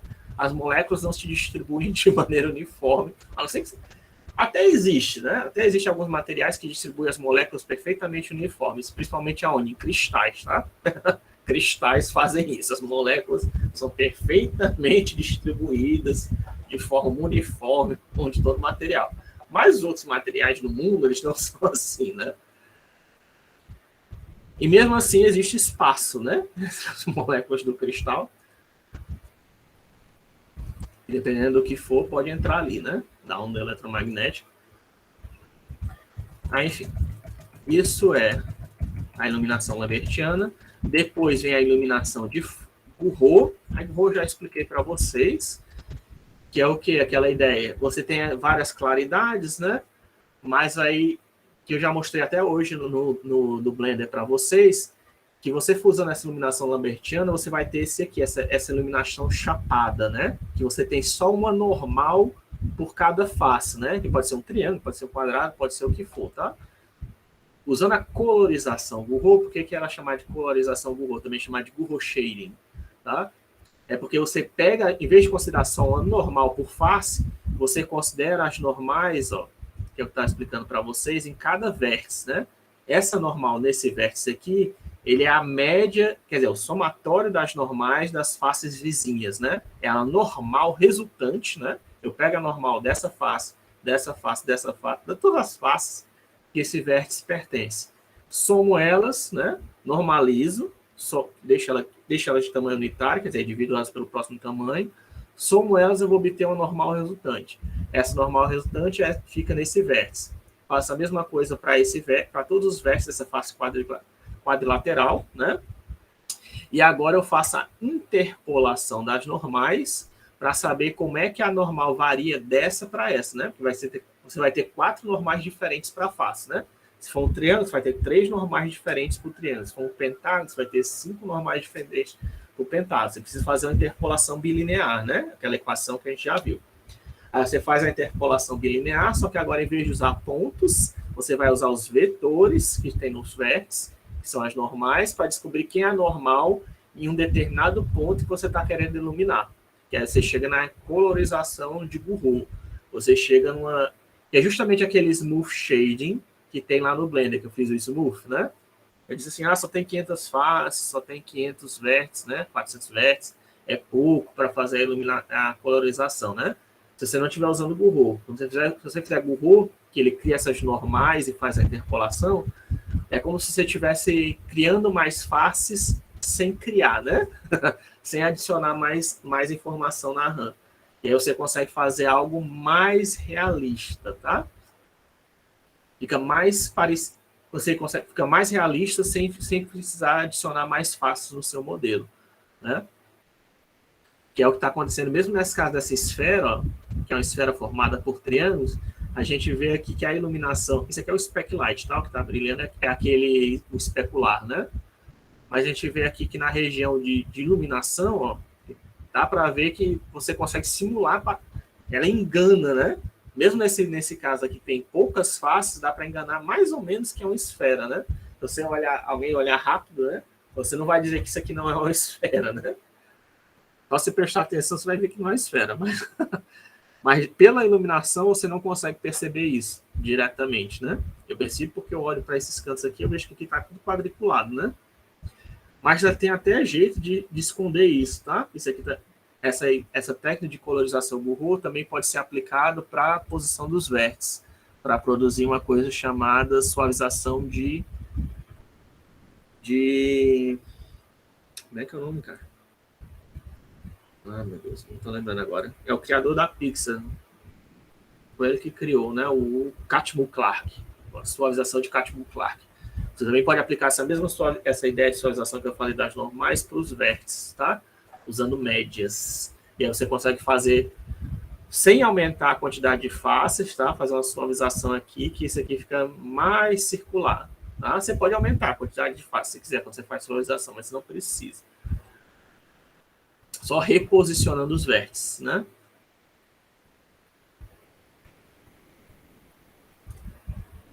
Aí depois disso tem a colorização de Fung. O que é a colorização de Fung? A colorização de Fung já considera, já leva em consideração onde é que está a luz, o material e o observador, tá? Tem várias maneiras, tá, de fazer essa iluminação de Fung. Essa iluminação de Fung, ela é feita para calcular justamente esse espéculo aqui, tá? Esse brilho aqui, ó, na esfera, ou então esse brilho dos olhos desse bonequinho, tá? Isso aí é feito através da iluminação de Fung, esse brilhozinho aqui, certo? Que é o quê? Você considera, agora sim, sabendo onde está o observador, né? Onde é que está a câmera, né? Onde é que está a câmera e onde é que está o raio de luz refletido, eu vejo se tem algum raio de luz sendo refletido na direção do observador, né? Certo? Aqui, ó, tem aqui a luz, que aí seria, se fosse a iluminação lambertiana, por exemplo, esse raio aqui, o I, e a normal são suficientes para calcular a iluminação lambertiana. Mas como eu estou querendo calcular agora o brilho, né? Quanto da iluminância, né, está chegando no meu olho, né? Como é que eu faço para calcular isso? Aí eu tenho que calcular o raio refletido, né? Ó. Tem várias maneiras, tá, de fazer isso. Aqui é uma das maneiras. Eu assumo que o material tem alguma especularidade, né? Ele tem que ter alguma especularidade. E aí, ele tendo alguma especularidade, eu calculo quem é o raio refletido, que é o ângulo da normal, né? Isso aí é lei de Snell básico, né? Como o raio não saiu, está no mesmo material ainda, o ângulo é igual, né? O ângulo de incidência do vetor de incidência com o ângulo normal é igual ao ângulo de saída, né? Do vetor normal com o ângulo de reflexão, tá? Lei de Snell básicas, para reflexão de raios de luz, que vocês devem ter estudado, né? Aí o ângulo desse raio refletido, né? E o vetor que aponta na direção da câmera, que aqui está com o observador, né? Você pode ver isso aqui de várias maneiras, tá? Pode aparecer um carinha, às vezes o pessoal coloca como olho na internet, tá? Mas não importa, isso aqui é sempre a câmera, tá? O observador, o olho que aparece aqui é a câmera, quando vocês verem isso na internet. Quem for atrás de ver isso na internet, né? Aí o ângulo entre esse cara que está apontando para a câmera e o raio refletido é que me diz quem é o especular, que agora faz diferença, né? E agora eu estou vendo qual dos raios refletidos está chegando próximo do meu olho, né? Do olho não do meu olho, né? Mas do olho da câmera que está capturando o cenário 3D, né? E aí, do mesmo jeito, né? Você varia de -1 a 1, tá? Só que aí o que você faz? Tem o máximo disso, né? Para não ficar valores negativos, né? Sendo que a gente coloca um expoente, tá? Também, a gente tem esse expoente aqui. A gente eleva esse cosseno a um expoente de brilho, tá? Só que aí você tem que ter um determinado cuidado, né? Porque quando você faz esse cálculo de polarização de Fung, você está pegando um valor que varia de 0 a 1, né? De 0 a 1, o que acontece com o valor de 0 a 1? Quando você coloca um expoente positivo, do tipo quadrado, cubo, né? A 10ª potência, esse valor está diminuindo, tá? E quando você coloca um valor menor do que 0, por exemplo, raiz quadrada, raiz cúbica, né? O inverso, o recíproco dos valores positivos, aí você está aumentando, tá? Esse especular, só tem que tomar cuidado com isso, tá? Você vai aumentar ou diminuir a intensidade, e aí sim, agora você coloca a intensidade da luz, né? Incidente, que é a luz que está...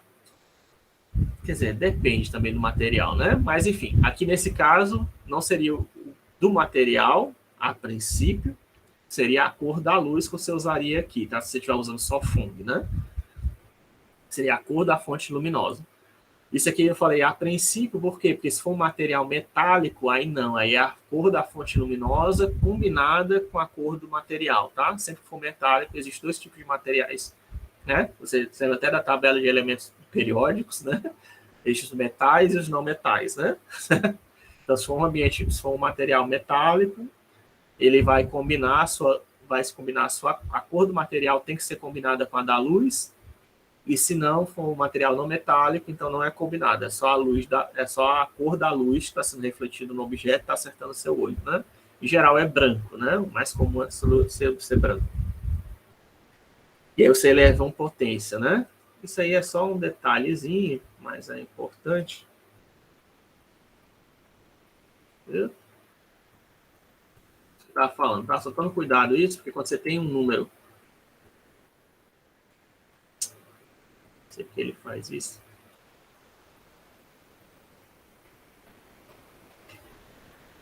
Você tem um número aqui que é menor do que 1, né? Certo? E eu levo isso, ó.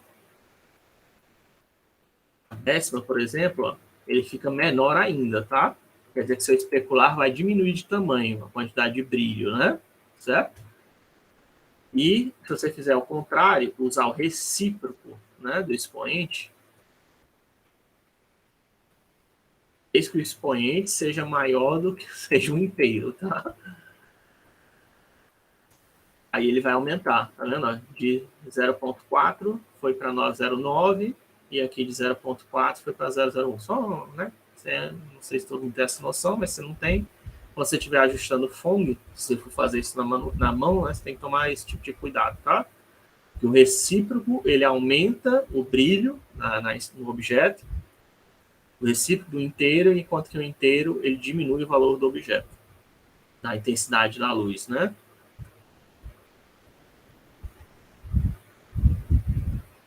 E aí você tem que ver, né? Se o material é especular. Que é justamente aquela questão lá do especular, né? Que a gente viu ali no Blender. Ele controla isso, né? É o FONG, né? Que controla isso. O diffuse é o que a gente viu até agora, né? Desses materiais. É só duas propriedades lá daquelas que tem no Blender, tá? Como é que implementaria duas propriedades dela, que é a cor base do objeto. A cor base do objeto é dada pela colorização lambertiana, tá? Aí o especular é dada por FONG e aquela suavização das cores é dada por Gouraud, né? Quando você não usa Gouraud, a gente chama de flat shade, né? De colorização chapada, né? Esse colorização em inglês é chamado de shading, tá? Não sei porque o pessoal chama de shades, né? Tem a ver com shaders, né? Shader, shading, mas shade quer dizer sombreamento, tá? Eu não gosto. É como o pessoal os americanos usam, tá? Shade. Só que para mim faz mais sentido você falar de colorização. Shade não é sombras que a gente está adicionando, né? Ou nem sempre, né? Sombras, às vezes você está mexendo na saturação, às vezes está mexendo no brilho, né? Você está mexendo, está fazendo uma mistura das. Enfim, para mim faz mais sentido falar de colorização. Você está mudando o tom da cor, né? Você não está mexendo necessariamente só no brilho, né? É o que shade, o termo shading supõe, né, do inglês. E aí, com isso, mesmo sendo pouco, né, sendo só duas ou três propriedades daquelas todas que tem lá no Blender, né, numa engine gráfica mais moderna, você já consegue chegar numa equação de iluminação ou equação de colorização para poder pintar o seu modelo 3D, tá? Que é essa fórmula daqui, tá? Você faz o quê? Esses casinhos diz o quão difuso, o quão especular é o seu objeto, e esse daqui é para iluminação ambiente, tá? Para que seus objetos não fiquem pretos, totalmente pretos, se não tiver uma luz iluminando eles, tá? É só um fator de controle, né? Para que você possa exibir a imagem, né? Se você for implementar essa equação, eu ignoraria essa parte daqui, certo?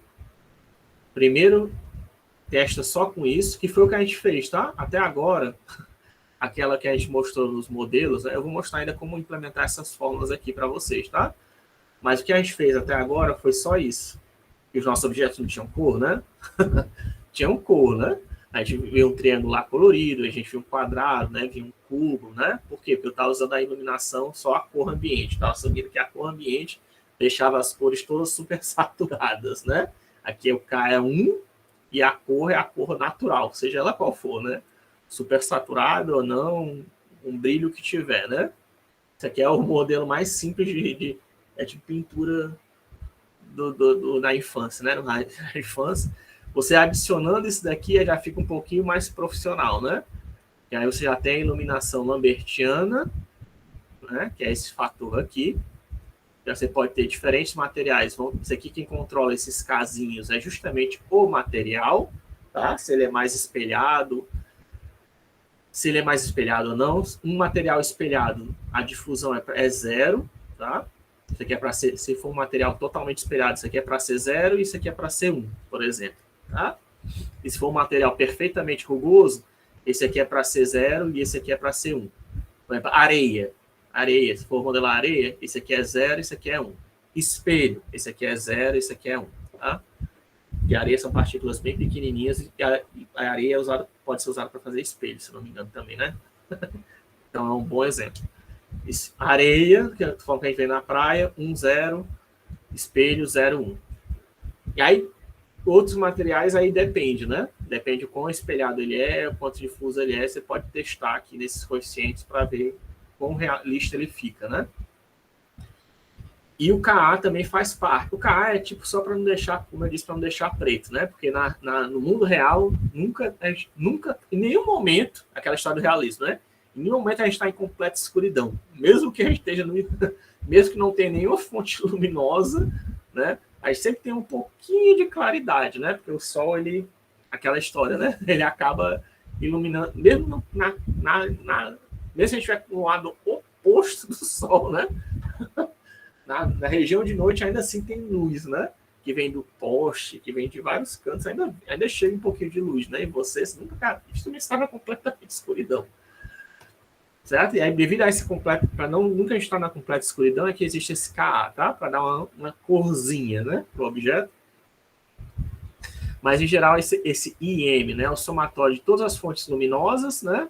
E aí tem, de acordo com as fontes luminosas, né? Você faz isso para o seu material, vai ter um Ka, Kad e Ks, e aí você vai calcular justamente o produto escalar entre a normal e o vetor normal e o vetor apontando na direção da luz, que é o cosseno, né? O valor que vai de 0 a 1, né? Esse aqui está simplificado, tá? Mas é aquela equação que eu mostrei antes.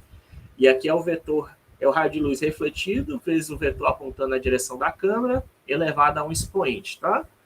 Por que tem que ser elevado a expoente? Porque se não fosse elevado a expoente, ele não vai ficar muito brilhoso, tá? Ele não fica muito brilhante, às vezes ele fica apagado. Né? Isso aqui é para aumentar a intensidade luminosa, né? Ou seja, que a gente tem esse expoente para deixar mais forte, tá? Dá mais realismo isso aqui. Aí esses izinhos aí depende, tá? Eu coloquei aqui, em geral, pode ser... se for... Para o coeficiente difuso, em geral, você usa a intensidade do material, né? A cor do objeto. Mas se for um material metálico, aí esse aqui tem que ser combinado, tá? Com a cor do objeto e a cor da luz. Esse daqui, em geral, é só a cor da luz, a não ser que seja a cor do objeto. A não ser que o objeto seja metálico. Aí vai ser a cor do objeto misturado com a cor da luz, tá? Ou seja, tem a cor da fonte luminosa, tem a cor do material, certo? Esse aqui normalmente é só a cor do material, mas se for um objeto metálico difuso, você vai ter que misturar a cor do material difuso com a cor da fonte luminosa. A mesma, esse daqui, o normal, é só ser a cor da luz. Mas se for um objeto metálico, você vai ter que misturar a cor do material com a cor da luz, certo? E esse daqui, esse aqui é o que você quiser. Essa aqui é a cor da luz ambiente, né? Na verdade, você pode colocar o que você quiser. Eu recomendo que você use uma luz cinza, tá? Que aí dá só para você poder ver o objeto, né? Seria justamente na penumbra a gente vê os objetos sem cor, né? Então, você poderia usar a cor cinza. Mas você pode usar a cor que você quiser aqui, na verdade. Se quiser, pode usar a cor do objeto. Você pode usar a cor da luz, você que sabe. Né? Isso aqui não é uma fórmula exata, que simula exatamente os efeitos físicos que acontecem na realidade. Nenhuma engine é. Nenhuma engine é. Não existe engine que simula exatamente a física. Mesmo que a gente compreender, a gente tem uma breve compreensão de como a luz funciona, tá? Mas nenhuma dessas formas que eu falei, ela está completamente errada. O problema é que para você fazer uma simulação considerando esses raios de luz, tá? Imagine quantos raios de luz tem à minha volta nesse momento, né? A gente não está vendo, a gente não consegue ver, né? A luz, mas a gente consegue ver os objetos iluminados pela luz. Mas se a gente fosse ver a luz, a gente ia ver né? Como se estivesse chovendo aqui em volta de mim, né? Tem infinitos, entre aspas, né? A gente sabe que é finito, mas é uma quantidade absurdamente grande de raios de luz, né? E como é uma quantidade absurdamente grande de raios de luz, ela certamente, ultrapassa a capacidade de qualquer computador extremamente moderno. Pode pegar o computador aí mais moderno que você tiver, a placa 3080, né? Vou estourar, colocar raios de luz adoidado para chegar no realismo, né? Em teoria, certo? Em teoria, se você pudesse fazer e simular todos os raios de luz que tem no ambiente, você obteria aquele raio, você obteria um ambiente iluminado de forma realista, ou muito próximo de realista com essa fórmula, tá? Que eu estou mostrando, mesmo sendo uma fórmula simples. Em teoria, tá? Na prática, ninguém consegue fazer isso. As pessoas usam outros modelos de iluminação, que usam integral, que é o somatório, médias, né? Tenta usar médias, ou tenta usar raios aleatórios, tá? Tenta considerar só os raios que chegam na câmera, enfim, tem várias técnicas possíveis de ser adotadas, cada um tem os seus prós e contras, né? Mas todas elas tentam simular o que é feito na luz. A simulação exata do que acontece na luz é difícil. Por isso mesmo que acaba você indo o quê? No olhômetro. E é lógico que você também pode usar alguns equipamentos, né, para te ajudar, para chegar num modelo mais realista. Mesmo para gente profissional, mesmo na indústria cinematográfica, né, o pessoal usa, né? Eles usam luxímetros, eles usam outros aparelhos. A Disney, né? Ela tem um goniofotômetro, que aí tenta calcular quanto de energia, que seria basicamente parecido com isso daqui, só que de calcular a luz de acordo com a direção refletida, a luz refletida no material de acordo com a direção, tá? Gônio tem a ver com ângulo. O goniofotômetro está medindo a quantidade de luz de acordo com o ângulo do raio de luz refletido no determinado material.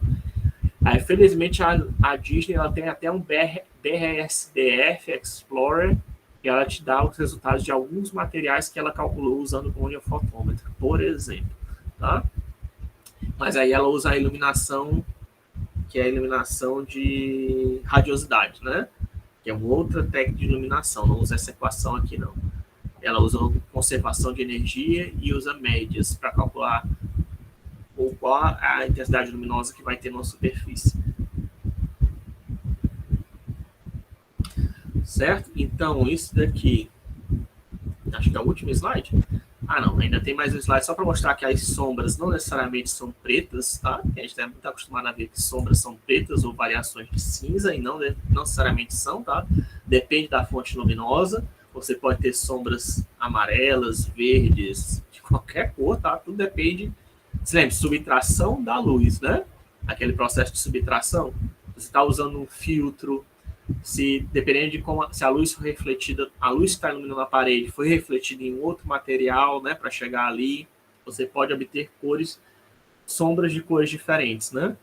Além disso, né? Ainda tem que parte da região em sombra a partir de uma fonte luminosa pode estar sendo iluminada por outra fonte de luz, né? Você tem mais aqui nesse caso aqui tem mais de uma fonte de luz no ambiente, né? Dá para ver, ó.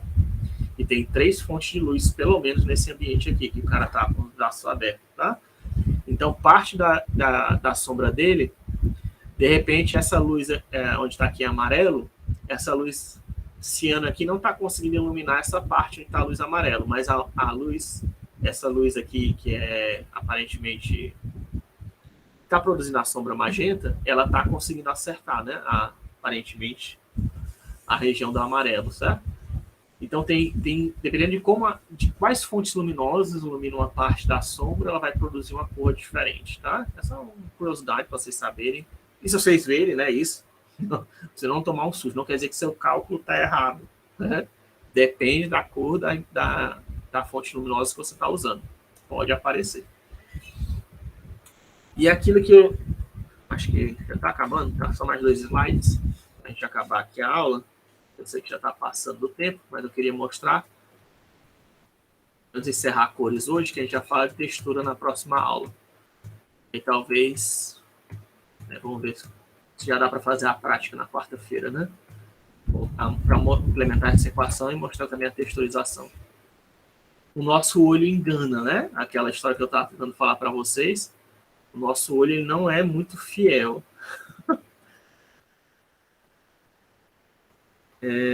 Tá desligado? Espero que sim.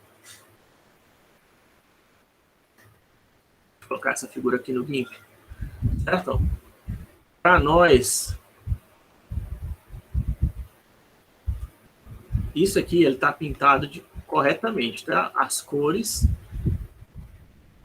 é uma imagem, né? Que está sendo gerada, que foi gerada, foi capturada, foi gerada, né? Por algum artista ou pesquisador. Não sei se já viram, né? Talvez algum de vocês já até conheça essa história, essa imagem, né? Ela foi gerada por alguém, né? Num modelador 3D, uma imagem simples, né? A questão é que, embora que o nosso olho tenha percebendo o A e o B como cores diferentes, né? Eles, na verdade, são a mesma cor. Tá? E eu posso demonstrar isso para vocês. Ó. Vou pegar aqui o A, ó, 47,8, né? Se eu pegar aqui do lado, ó, só para vocês verem, é 80,8. Mas se eu pegar o B, ó, 47,1, né? É a mesma cor do A. Ó. Na verdade, eu peguei, eu tenho clicado em cima do A. 47,1, 47,1. Aqui, ó, 64, tá? Ó. Aqui, 47,1. Aqui, 80,1. 78, né? Aí, veja bem, que 47,1. Vou colocar 255, né? É 120, 120, 120, né? Ó. Que é a mesma cor do B, ó. Só que o nosso olho está percebendo de forma diferente. Por quê? Porque tem uma sombra aqui, por causa das condições de iluminação diferentes. Devido às condições de iluminação diferentes, aqui está uma região que não está na sombra, e esse aqui está numa região de sombra, o nosso olho está percebendo as cores de forma diferente, tá? Mas não são, tá? As que são as mesmas cores. De fato, eu posso até pegar aqui, ó, deixa eu... meu Deus, color picker. Deixa eu pegar aqui a cor é 120, né? Posso até pegar aqui, se ele me permitir.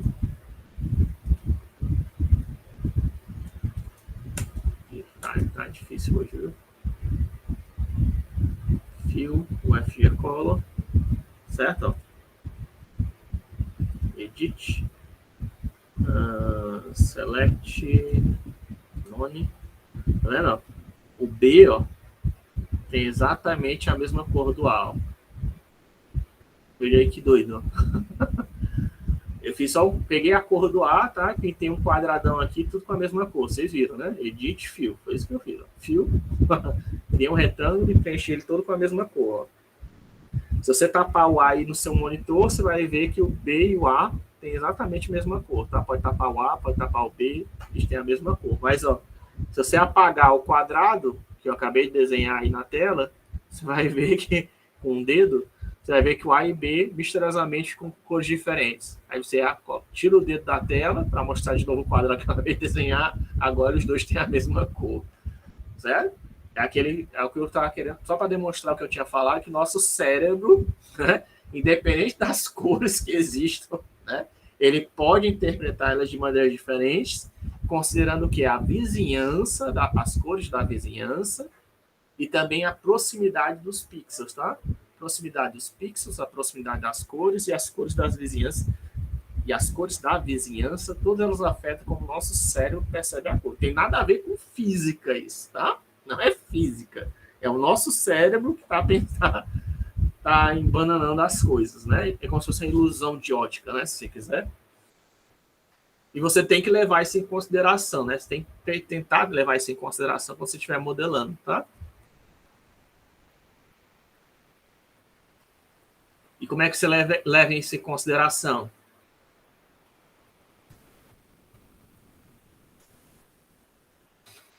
Aparelhinhos, tá? Já que você não pode confiar no seu olho, né? Tem muito artista que usa, tá? O olho não tá errado, tá? Tem muita gente que usa só o olhômetro e dá certo, cria uma imagem legal. Só que, como eu disse, nosso cérebro, nosso olho pode ser enganado. Então, por isso existem esses outros aparelhos, tá? Isso aqui é uma paleta de cores que serve para você calibrar, fazer o balanceamento de cores na sua imagem, tá? Para garantir que o amarelo que eu estou vendo realmente é amarelo, certo? Aqui atrás desse cara aqui tem o valor RGB dele, tá? Então, se eu tenho um amarelo na minha imagem, eu posso conferir usando uma paleta de cores para ver se ele realmente está amarelo, né? Se é só eu que estou percebendo de forma errada, né? Isso aqui é para cores do meio-dia, tá? Esse aqui é usado em fotografia, que é referente às cores do meio-dia. Qual é o vermelho do meio-dia, qual é o amarelo do meio-dia. E você pode usar isso na sua imagem, até para garantir que as cores sejam impressas de forma corretamente, se você quiser, tá? É um método antigo, mas que ainda funciona hoje em dia. Dá mais trabalho, tá? Mas pode ser usado. O mais moderno é você usar um cara desse daqui, tá? Um calibrador de cores, né? Um Spider X aí, que é uns R$3.000, ou coisa do tipo, tá? Depende da versão. Você pegar uma versão mais nova, a versão mais nova até mostra o espectrograma das cores, tá? Que aí é mais caro, tá? Deve ser uns R$10.000. E aí ele faz a calibração para você automática, mas aí é só se você tiver muito dinheiro, né? Ou se for trabalhar profissionalmente e juntar dinheiro para comprar um negócio desse. E isso daqui é o mínimo, né? Que você pode fazer, que você já deve ter ouvido falar do balanceamento de branco, né? Vocês nunca ouviu falar, que é comum você fazer quando você vai bater fotografia. Isso aqui você coloca na frente da câmera, bate uma foto, né? E depois bate a foto do ambiente, né? Que aí, dependente da iluminação do ambiente, você sabe que isso daqui é para ser o branco, tá? E aí você pode usar essa foto que você bateu desse negócio aqui, né? Branco como referência de como deve ser, do que deve ser branco na sua imagem, tá? Esse aqui seria o branco, né? Isso é chamado de balanceamento de branco. Você pode fazer. Todo processador de imagens tem isso, tá? Você pode fazer isso manualmente, pode usar um algoritmo para fazer balanceamento de branco, pode fazer até balanceamento de preto, né? Que as pessoas agora estão começando a se preocupar, que também é bom fazer que os pretos sejam realmente pretos, né? Apareçam realmente como preto, porque aqui, senão o preto vai aparecer como uma escala de cinza, né? Na verdade, se você se preocupar com isso. Mas só balanceando o branco, né? Por isso que eu estou falando disso, porque só balanceando o branco já melhora bastante as cores da sua imagem, do seu vídeo, já deixa mais realista, já deixa as cores mais vivas, tá? Fazer o balanceamento de branco e preto já melhora ainda mais. Fazer o balanceamento de todas as cores, aqui pegar essas cores aqui que tem 24, né, por exemplo, fazer o balanceamento dessas 24 cores já vai ficar ainda melhor a sua imagem para ficar realista, tá? Aí depende do seu orçamento, tá? Isso aqui é baratinho, isso aqui é mais caro, isso aqui é bem mais caro. Tá? Só o ajuste de branco é barato de fazer, o ajuste de todas as cores é mais caro. E fazer um equipamento moderno desses de balanceamento automático aí é o mais caro que tem, né? Obviamente. Certo? E esses aí são os jeitos que você pode, além do Lux, tem outros equipamentos, né? Que eu mostrei para você. Além do Luximeter, também tem outros, tá? Tem o espectro, como eu falei, do gonofotômetro também, que é um outro aparelho. Existe outros. Essa área de medição de luz, de medição de cores, tem aparelhos de todos os tipos, tá? Para medir cor, para medir luz, para medir o espectro, para medir o espectro de acordo com o ângulo, para medir a luminância, enfim, o que tu quiser medir questão de cores e luz, você vai achar. Tá? E aí, qual o melhor equipamento, mais caro ele vai ser. Tá? Então, se você quiser fazer uma iluminação realista, né, se prepare para investir. Tá? Depende do que você quiser investir, né?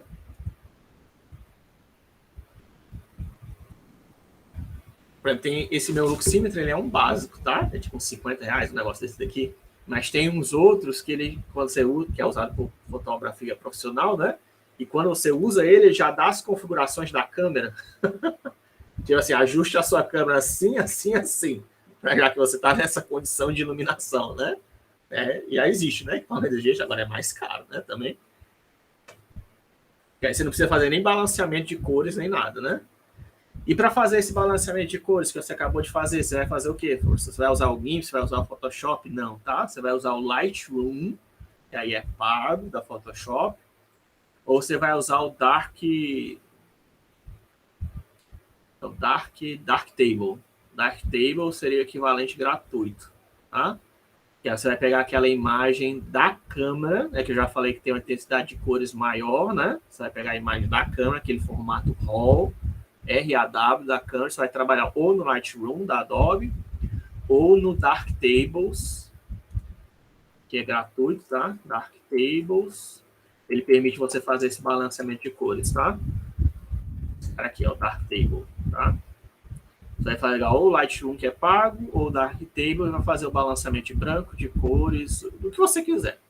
Dependendo de quão tempo você quiser investir. Isso aqui é um tempo, isso é uma técnica de pós-processamento, tá? É lógico que você pode fazer aquelas técnicas que eu estava falando para você ajustar aqueles coeficientes da equação de iluminação, né? De você usar cores falsas. Isso aí são técnicas de pré-processamento, né? De você tentar chegar na iluminação realista, né? Mas só isso pode não ser suficiente. Mesmo na fotografia não é suficiente, né? Certo? Mesmo em fotografia. No mundo real, às vezes não é o suficiente, né? Você tem que fazer esse balanceamento de cores. Aí que vai fazer isso é pós-processamento. É pegar já a imagem que já saiu do ambiente 3D e aí tentar ajustar as cores para que elas fiquem mais fidedignas com o real, né? E aí, como eu estava falando, ó, colorimeter, só para vocês verem, né? Alguns dos equipamentos. Certo? Esse aqui é um exemplo de colorímetro, certo? Você aponta para um material e ele te dá o valor do LEB, LUB, RGB, daquela cor do objeto, tá? Esse aqui é um espectrofotômetro, tá? Você coloca um líquido, um material que você quer saber, medir as propriedades do espectro de luz, né? E aí, de acordo, você vai ajustar. É um pouquinho, isso aqui é antigo, tá? Você diz qual é a frequência do espectro visível que você está querendo medir e ele te diz qual é o retorno, né? Quão de luz foi absorvido ou refletido naquele espectro, né? E você pode fazer isso para todo o espectrograma, né? Mas tem equipamentos mais modernos, tá? Do que esse. Esse aqui ainda é meio manual, mas existe, isso aqui é bastante comum, tá? Porque se lembra que cada elemento químico ele não tem um espectrograma diferente, com esse aqui você já consegue pegar o espectrograma de elementos químicos, principalmente usado em farmácia, tá? Eles usam um equipamento desse tipo aqui, parecido, tá? Para saber quais são os componentes químicos existentes num determinado material, né? Você mede o espectrograma e aí você faz os cálculos, né? Tem também Seconic, né? Seconic, ele tem vários.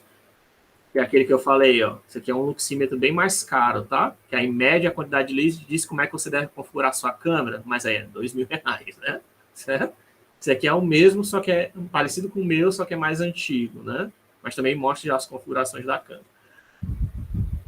Mas tem um que é o Spectro Seconic Spectromaster, né? Que esse aí já é um que aí também é uns R$3.000, que ele já mostra todas as propriedades, mostra o espectrograma direto, né, do material, quantidade de luz, como você deve configurar a sua câmera. Acho que é esse. Não é o Speedmaster, não, é o Spectromaster. Esse aqui. Que é esse aqui, exatamente esse aqui, ó, R$10.000. Esse aqui é um dos mais modernos, tá? Dá para vocês terem noção, né? Aí tem várias funções que você pode fazer para pegar o espectrograma, para medir a cor, né? Ele tem um colorímetro, ele tem um luxímetro, ele tem vários. São vários aparelhos em um só, né? Enfim, só para vocês terem noção, né? Que isso existe, né? Agora eu vou parar a aula e aí vou fazer a chamada.